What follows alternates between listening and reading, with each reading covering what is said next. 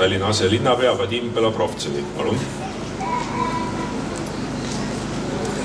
Aitäh!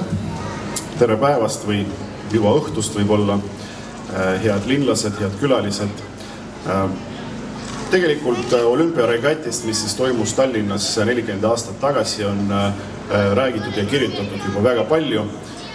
Aga ma arvan, et see on loogiline, sellepärast, et kui me mõtleme selle peale, et mis olid need spordisündmused, spordivõistlused enne olümpiaregatti 1980 ja pärast regatti, siis me põhimõtteliselt saame aru, et tegu on ühe suurima ja tähtsaima spordisündmusega nii meie linna kui ka meie riigi ajaloos.